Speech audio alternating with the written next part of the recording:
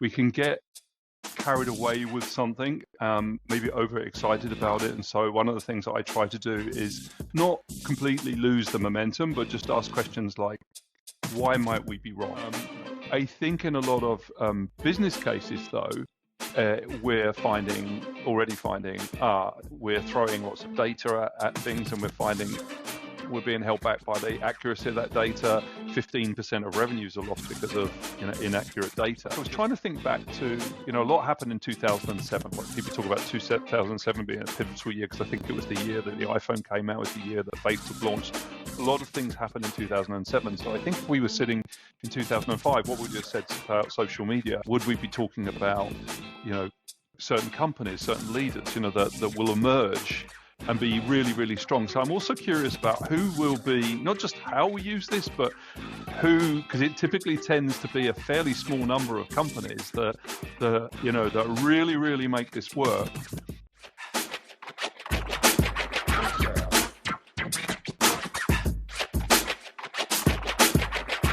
Welcome. This is another episode of the Employee Experience Labs podcast from the Munich Podcast Studios.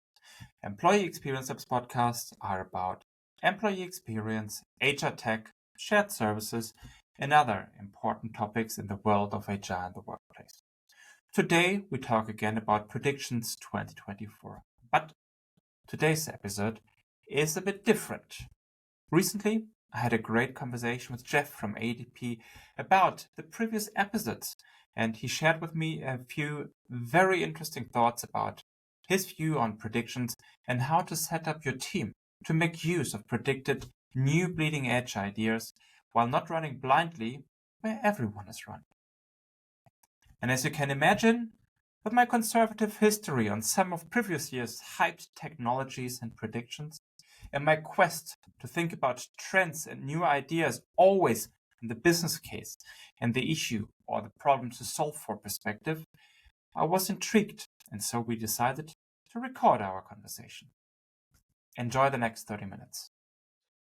Jeff, hello. It's so great to meet you. It's so great to have you as a guest in my podcast. I'm really excited about this because our conversation, I think, will have a bit of a different twist, a different angle when it comes to a topic that I have published a lot in the recent weeks. But before we get there, Jeff, would you mind sharing with the audience? Who are you? Where are you coming from? What's your work currently?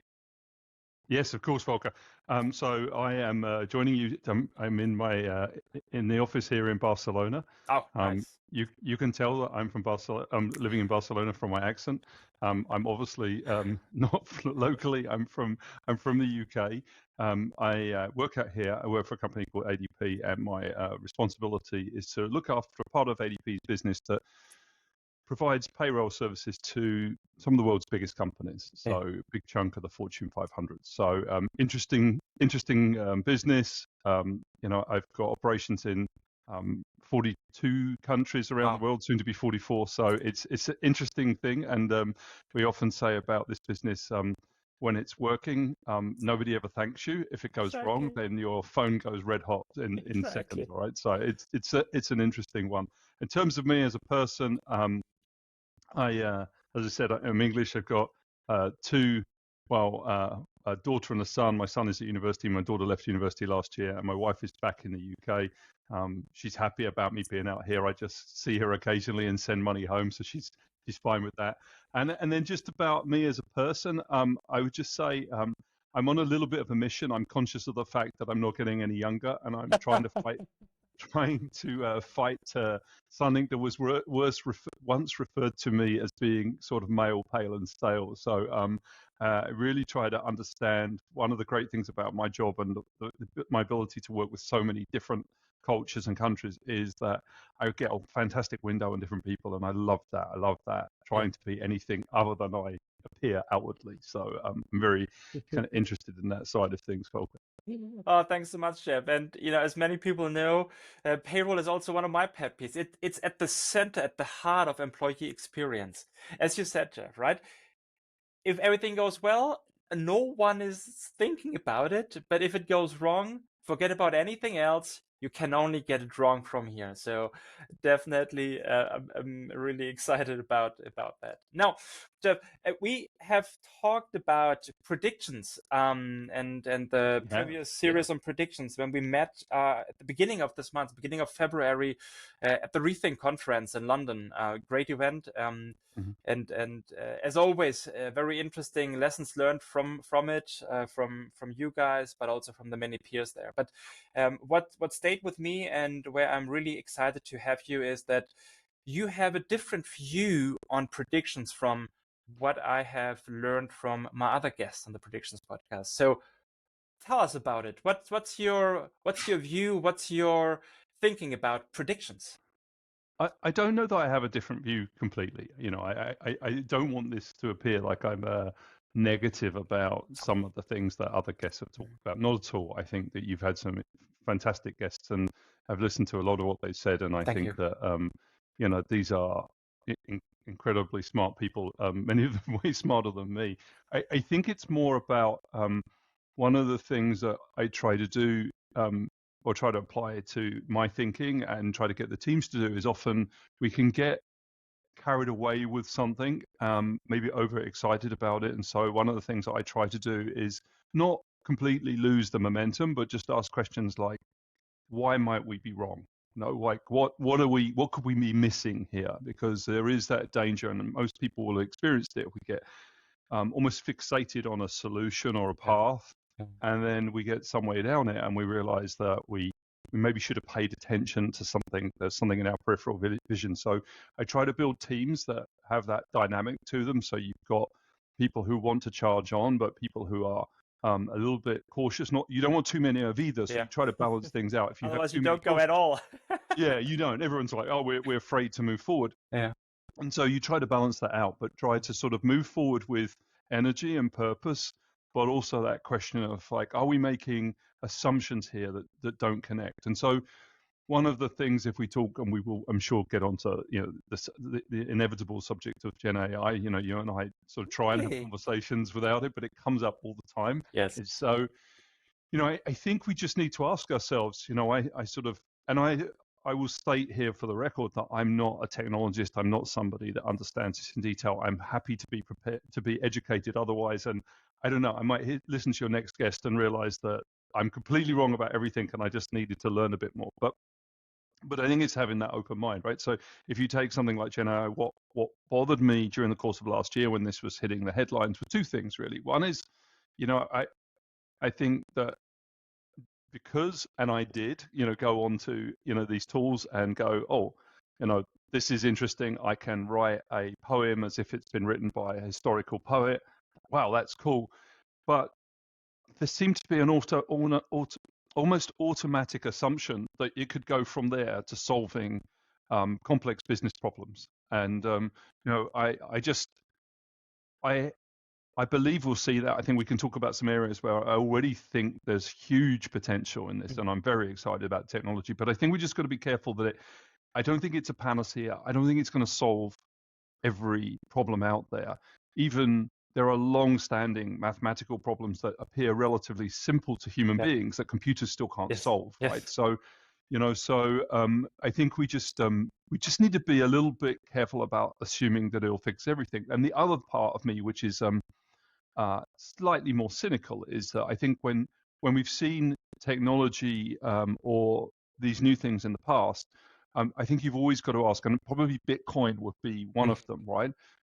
You've always got to ask the people that are talking about this, the people are getting excited, what's their motivation, right? If they got a stake in it and therefore are they effectively producing their own marketing material, how objective are they in what they're saying? So I'm always trying to find, what's the objective view in all of this and try to find balance in, for all the excitement, what are the reasons why it might not work? And so just trying to be not negative, and I want to stress here I'm not negative, it's just about balance and just making sure we've asked all the right questions. And Jeff, there's thank you. There's so much in there, right? I mean, if I don't really know where to start, but let me start at the beginning when you set the context. I think this is a this is a great leadership lesson, right? How you balance your team, how you construct your team to have folks that are more risk averse with an open mindset to see what is left, what is right, but also a group of people that are like, okay, let's go. We need to get going. We need to do something so that you get forward. So I think this is really a great lesson for everyone to have that kind of balanced team. But Well, yeah, but Volker, I will just say there, if you do that, just there will be some friction. So yeah, it comes with friction, right? But yeah. you have a choice. You can have a team that everyone gets on really, really well and never argues, but are they really going to make the same progress? So I think the friction is a necessary, and for me, it's a trade off that you make, but I think it's worthwhile. I agree, Jeff. Friction for me always means there is some energy happening, and the energy needs to break its way somehow, right? And if it's in a productive way, which is then, to you and me as a leader of the team, to channel it in the right productive way. But without the energy, what do you want to achieve, right? This is more of a standstill. So I agree, it's not the easy one. But then, let's go back to Steve Jobs, who said, A leaders hire A candidates, B leaders hire C candidates, right? And if you want to have a successful team, you need to be able to manage it, to manage strong personalities, to manage friction, and to bring it in the right energy forward. So absolutely. Another topic that you brought up is, and I was smiling there because this is also one of my pet peeves, Bitcoin, the blockchain, or also the metaverse, right? If we would just compare the hype from those two to the Gen AI, you would say like, yeah, probably they are on par. The difference for me is, honestly, maybe Jeff, it's different for you. Tell me, but I still don't know what's the purpose, what's the so what of the metaverse, what's the so what of blockchain. Maybe blockchain, Bitcoin, there might be something, but on the metaverse, I'm still completely blank. I mean, for me, those two were just like hypes. How do you see that? I think, I've listened to several people, just at some of the events I've been at and some of the things I've talked to, have repeated that old adage. I think it was Bill Gates who said it first, that technology tends to underdeliver in the short term and overdeliver in the long term. Okay, I would say there's one missing adjective in that phrase, which is successful technology. Yes. We often forget about the technologies that never deliver in the short term or the long term. Or the long term, yes. Right. Okay. But I think that here I'm an optimist, actually. Here I think that things don't necessarily, and I think, I may even kind of take this into the sort of how I potentially see things like Gen AI evolving. Here I think that there is huge potential. So one of the things, I don't know what the metaverse is. It's not something I've paid a lot of attention to, but I think of it about being, a sort of very immersive world that you can be in. And when I hear about people buying property, I think that doesn't make any sense to me, because it's an infinite space, and therefore there cannot be any. What is it? Yeah. The economist in me says there cannot be any value in something which has infinite resource, right? It's so. I struggle a little with that one, but I'm sure I'll get people telling me why, explain to me why I'm wrong. That's fine. But what I do think is really interesting is, we've got one of these Oculus headsets, and so I think the ability to connect with memories, for example. So a few years ago, my family and I were fortunate enough to go to Machu Picchu. If you go on National Geographic and Oculus, you can stand back at Machu Picchu and look around, and it brings back memories, right? Yeah. You can do things that you're potentially never going to do. Like, you can stand at the top of Mount Everest. It's not the same. You don't need oxygen. You haven't got frostbite, but you can get some sort of experience of places. So I think that, this has started to come up into things like house design. Now they're using three-dimensional house design, so you can walk through the space, you can walk through office spaces. So I think that there are many, many different use cases, and the one I'm most excited about is actually education. We could use this whole session talking about education, but I feel the biggest area where technology is not delivered is education. Yeah. And I think that sort of immersive experience, particularly with boys who struggle with the way that, the kind of the classic way that education is delivered today, and being able to deliver a much more personalized educational experience. There's something done recently where I think it was, I can't remember which sort of Greek mathematician they recorded, but they recorded they created a sort of virtual image of this Greek mathematician, and you could sit and converse with him, okay, in your language, at your level of mathematical ability, and you could have this dialogue. And so I think the idea for me, and particularly as someone living in Barcelona and trying to learn Spanish, the idea of having and I hope my Spanish teacher's not watching this, but the idea of having a virtual teacher that understands me, understands when and how I learn, and have enough data to really personalize my experience so that I can learn more quickly, but still feel quite a, albeit human but virtual experience, I think could be fantastic, right? Yeah. But I think so. I think just, again, we tend to label things and go, that's worked or that hasn't worked, and I think we learn from things, we adjust, and it breaks into different pieces. So that I think I'm interested in blockchain more because I wonder where data is going and ownership of data, and I wonder if some evolution of that technology will allow us to own our data in a different way in the future, so that there's this old thing, isn't it? When we talk about social media, if you're not paying for it, if you're not paying for the product, then you are the product. You are the product. Right? So I think that there's some elements there of like, how do you, what will happen, and will that be a means, or will some evolution of that be a means for you to sort of almost take your data with you and be sure that what you're seeing is seeing, and could that unlock things that concern many of us about, I'll call it like, electronic kind of brainwashing propaganda, or just influencing, whatever you want to call it. Like, how do we get to a world where this technology that many of us love and offers so much promise is not being used, inappropriately? Yeah, and I'm also aware of the Greek mathematician and the use case there. That's a really good one. For me, it showcases the perfect intersection of two technologies, right? You have call it the metaverse, call it virtual reality, powered by AI, right? Because AI is the one that helps understand the natural language, understands the interaction, and being fed with all the knowledge that this mathematician has created, is able to then feed you with the answer. And there's also another one. There's a friend of mine has actually in India, in rural India, created with the help of AI actually a kind of GPT to facilitate learning for the ones that are not as fortunate as your family and my family, where you have then your personalized teacher, and this is really AI, where it showcases its strengths in the good way, because everyone who can learn more, everyone who gets an advantage in learning, I think this is just great to get.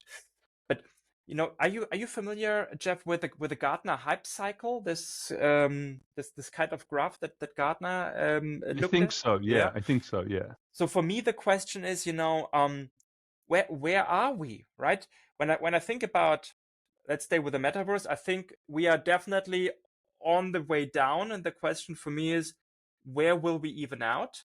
How high is that away from the hype? But when I then think about Gen AI, this morning I was just listening to a financial TED talk around the costs of AI and how they expect the costs of AI to go down or to halve every half year to year, which is much faster than Moore's law. So when I think about this, because this is one of the prohibitive factors currently of AI, it's so expensive, right? But where do you see currently AI when you think about the hype cycle? Are we still too hype? Are we still at the under delivering in the short term, or are we already moving into the delivering over the mid to long term? I think that there are. I think you have to break it down. Like, there are areas where I think there is rapid progress, and there are other areas where it's under delivering. So I don't think you can kind of label everything in one area. I think that, by the way, when we talk about the cost of AI, something I started to hear about recently is just the amount of electricity that is being used, and just in a world where we're asking a lot of questions about what we're doing from an energy consumption perspective, and our impact on the environment. I think that may increasingly become something that people are talking about. It's just how are we doing this in a way where it's not, because obviously that we talked about Bitcoin, that was one of the concerns there, was just how much energy was being consumed to, the mining, people talking about it, like the amount of small countries and things like that. So I think there are areas that are progressing faster and so than others. Let me give you my perspective on why that may be happening. So I think areas such as education, I think are progressing really, really quickly. I was talking with someone who's a leader in a college, a technical college recently, and they're talking about spending 25% of their budget on Gen AI and as educational aids, and it's a little bit of the advantages it brings, but also the struggles they're having. So for them, seeing it as a means of delivering more personalized education in a world where they're struggling to find and recruit good teachers, they almost don't have a choice, right? They're under financial pressure, and so trying to find people, trying to recruit in a market where there aren't enough teachers, and you don't have enough money to pay the people that you would like to recruit, really forces that on them. But they also see advantages as well, because that whole personalized learning experience that you can get to with that. So I think there are areas such as education, but I would also say I think this, we'll end up talking about data one way or another. For Gen AI to work well, it needs a large volume of data that is also, let's just say, accurate, whether it's right in the first place or it's relevant in terms of has it aged, and is it still applicable. So I think the good thing in the world in a lot of spheres of teaching, if you're teaching history, history doesn't change. It gets added to, but it doesn't. Maybe it changes depending on which country you're in, right? Or which political the view. You've got, yes, exactly. But the perspective does. But at least in your locality, you are. If you're learning history back in the UK, there's not too much argument about what's being taught in schools. The curriculum is there, it's taught, so it's known, it's well documented. The books are there, so you can absorb that set of information. It's a fairly fixed set of education, and it works very, very well in a kind of generative AI situation where, and this is why so many kids are using it, hopefully to help not do their homework. But this is a great area, and I'm super, super excited about that. I think in a lot of business cases, though, we're already finding we're throwing lots of data at things, and we're being held back by the accuracy of that data. We're being, in some cases that may be a good thing, because you talked about the Rethink event, but I talked there about the inaccuracy of data in organizations around the world. It's I think the number is like 15% of revenues are lost because of inaccurate data, and just how. And we will have all experienced this. We get asked to complete a form, and there's a field in there that you don't know what it's for, and you just put anything in there. So is that good enough? We ADP in a couple of countries around the world, in particular in the United States, we produce a lot of research on employment and trends.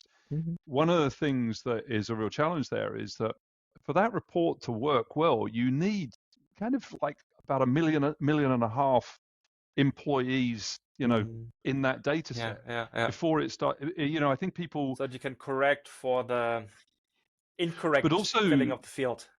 But also, Volker, because once you actually break it down, if you're talking about an employment report, think about how many different types of job there are and how many people doing them in different places. So, before you're very, very quickly, you need quite a lot of. If you multiply it up, you need a lot of data to have a decent representation of the people that you're trying to produce research about or on. So I think people underestimate the value of the volume of data and the accuracy of it. And then I think when we're trying to get down to really specific use cases, it becomes quite challenging. But I am excited about some areas such as I think what I'm saying to my team is whenever we had that, whenever someone's response to a problem was or opportunity was, it will take an army of people to do that, then I'm like, well, maybe we should think about like Gen AI. Maybe Yes. that could be We the have answer the army here, in the you know? computer. Yeah.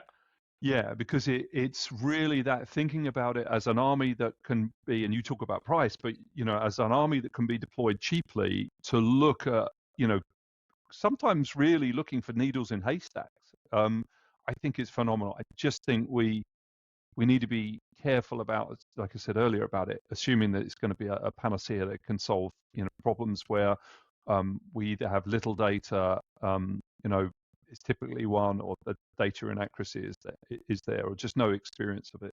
So it is just, we should remember, it is just looking at data that already exists. It's not saying what, you know, what will happen. Again, I'm worried that sort of one of your listeners will ring me up and say, yes, it is. This is how it's doing it. I'm not saying it won't get there, but today, you know, as we sit here now, it's looking at data that exists, not creating new data. Yeah. So Jeff, when I play this back, I think what I heard from you is that we are still at the exploration phase of where AI can actually help. There are certain fields that already bring a lot of value, like in the education and the learning field. And there are some other areas we need to see how we can apply it best. And I think that the data topic is a good one. You know, when I just think probably like a year back, maybe it was, and someone you probably also very familiar, Josh Bersin. He was also talking about AI and the vast amount of data that it needs to be helpful. And what I was thinking back then is, you know, what is more important? Is it the amount of data? You know, think about ChatGPT has the whole amount of the internet. Yep. And what's the outcome? Or is it a combination of having the right amount but being relevant and clean, right? Because what's the value if you have too high of a hallucination or incorrect answers because of your unclean data pool? Well, I think I'll make you smile here, because one of the things that I think that depends on what you're trying to do. Mm-hmm. So I would say if you're trying to run payroll, then I'm going to go straight for accuracy. Yes. Thank you. Thank you. You know, we can't, you know, we sort of, we have to be careful here, because I'm not in an industry where we can say, let's just try it and see what happens on a live payroll, right? You know, Thank you. You know, and I can't ring you up and say, you know what, Volker, I know you only earned half what you're expecting this month, but the Gen AI thought that's what you should be paid, right? You know, it's probably not going to work. And maybe it's right anyway. Maybe it should be double then, and maybe you can say, yeah, you know. But look, I think you gotta think about how you're applying this and the importance of it. If you're trying to apply it to something where you need super accurate, you know, there's no, you know, certain types of engineering problems or things like that, where you need to be sure the building is going to stand up. You need to know that the amount of money is going to be right. Things of that nature. I would say that accuracy is super important. But then it's what is that path to accuracy, right? You know, it's like how do you get there? I think there are other considerations around data that we should look at. And back to me, maybe sounding a little bit cynical here, I think we've got to look at what governments do around regulation. I'm very interested to sort of watch what happens there. That's important for, you know, for my business in terms of how we're utilizing this. And, you know, like, just to be clear, we are absolutely investing and actively, you know, in the part of the business now, we are looking at how we deploy this technology. So if I sound cynical, it's only from the point of view of making sure that in our business we use this and use it effectively. We have the right caution. But that, because we're, you know, the areas of things like payroll, there's a lot of legislation around there that's heavily regulated. We have to look very carefully at what government's doing. And I think governments are going to be really interesting to watch here, Volker. They're sort of on the one hand, they're worried about other countries getting a competitive advantage that they, in an industry like this, they may never get back, because once you've got that advantage, you know, you go away. You know, and it's very very, very hard to catch up. And then on the other hand, though, a lot of them are worried about the impact on jobs. There's been a lot of discussion about the impact on jobs for Gen AI. Will it mean that we don't have work in a few years' time? I think some of that is overhyped. I think at least I hope so, because I still have bills to pay.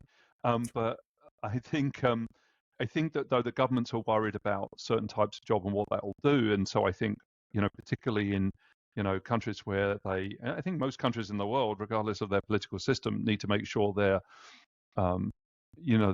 citizens are supporting the government, right? Otherwise problems occur. And so I think that will be really, really interesting to see what happens there. And then the other thing that, like, I was trying to think back to, a lot happened in 2007. People talk about 2007 being a pivotal year because I think it was the year that the iPhone came out, it was the year that Facebook launched. A lot of things happened in 2007. So I think if we were sitting in 2005, what would you have said about social media? We'd have talked about, this thing is going to be amazing. It's already, it was already up and running, but we would talk about the benefits.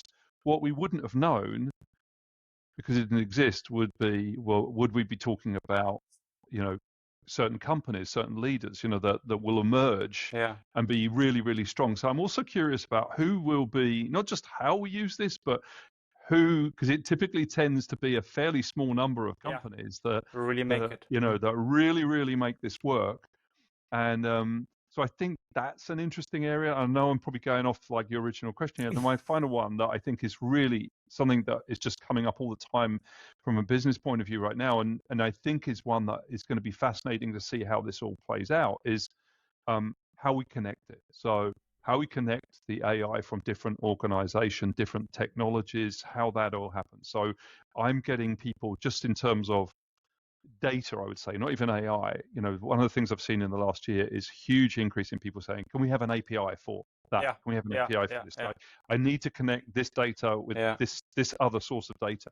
And I think a lot of that is being fueled about people doing automation and doing starting to look at Gen AI projects.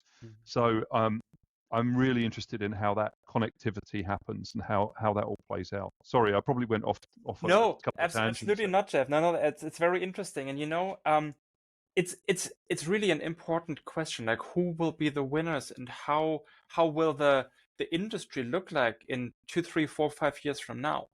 But what I'm always thinking is I'm not sure. Are you familiar with Scott Galloway?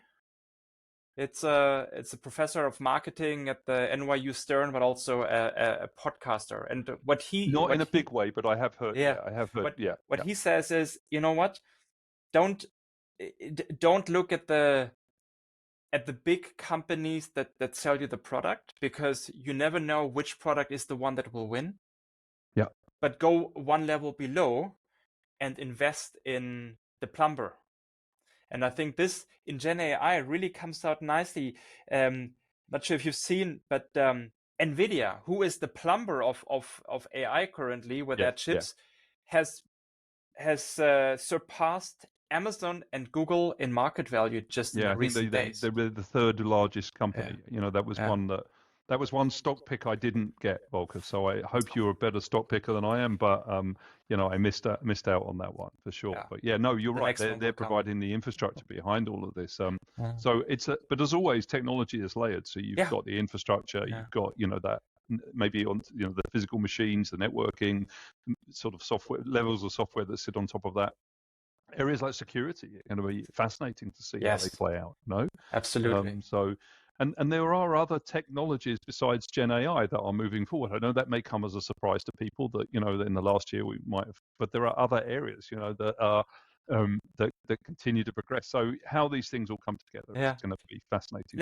Let's go there, Jeff, and let's basically go back to the beginning, right? When you think about 24, I think we are all clear. AI, Gen AI will play a role.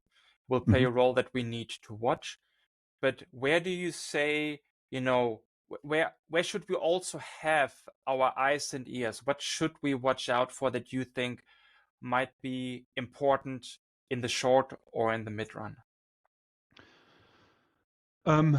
We touched on a lot of these things already. I think just how people move into areas where just this in the business sort of spheres, just these more complex use cases where Mm-hmm. more complex, like how do people overcome the challenges with data? I think we should watch carefully how governments and organizations and individuals feel about their data being used. I think, we already, Yeah. know that we have even prior to any of this coming around, we have, contracts with clients who are very specific about how their data can or Mm-hmm. can't be used, right? So Yeah. I think Yeah. that's an area that we're going to have to watch. Mm-hmm. A lot of the people I've listened to, some commentators or leaders of some of the biggest companies out there, in some way think that, talking about private data sets are going to have to be a part of this. I'm not sure how willing people are going to be to, what the terms are going to be to allow those things to happen. So I think just watching, I think data is so sort of core to this. Yeah. Anything Yeah. to do with the data that's going to be used, I would pay attention to. I will just throw one in that I was thinking of, and I admit I am a Duolingo fan and user of Duolingo. Yeah.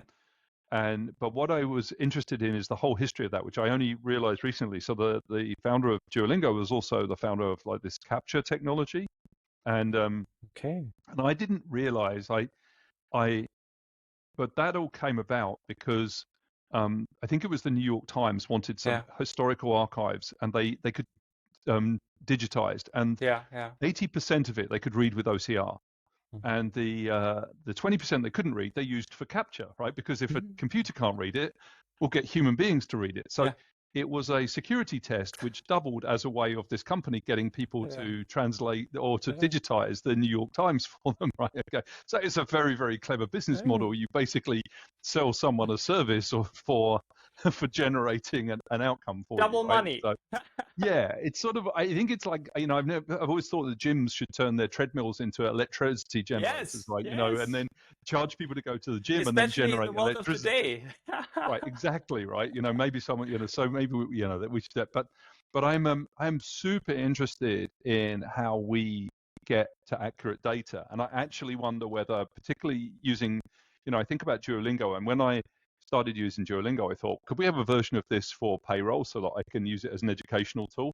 But actually, I may not be too far away from that. So I think that it will be interesting. Like, I just give you a simple example. So think about the queries that could come into a help desk in any organization, right? Anywhere at all. And let's say that you can use Gen AI to respond to 80% of those. And today you think about taking the 20% that you can't answer and giving that to your employees to answer. Yeah. But what if you, at the same time, turned that into a set of training questions? If you didn't need immediate answers, so you use that as the questions as things that you're training payroll. In my case, it could be payroll people to understand payroll. So when a query comes in about what is the right tax to pay to somebody who's working 32 hours in, I don't know, in Berlin, make that part of the training tool. So I am really, really curious about whether, how things like how that will evolve. So that's one I'm interested in education, but I'm interested in how we might see some of those tools evolve so that they become ways of correcting data, or getting to the right answer. So I find that's just one I'm personally interested in, Volker.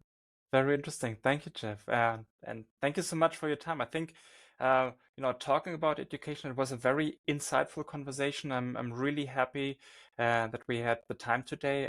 Thank you so much. And have a wonderful rest of the day, wonderful rest of the week. And maybe we speak again towards the end of the year and see how it all pans out. You can at the end of the year, you can show me why I was too cynical and why I should have been more optimistic. I am not. I hope I'm a realist in all of this, and people aren't judging. I think, Jeff, you are. I think you are too hard on yourself. I would not say that you're cynical. I think the realistic approach is what came through, at least for me, in our conversation, and makes perfect sense to me. Thanks, Thank you so much. Really enjoyed it. Okay. Bye-bye, Jeff. Bye.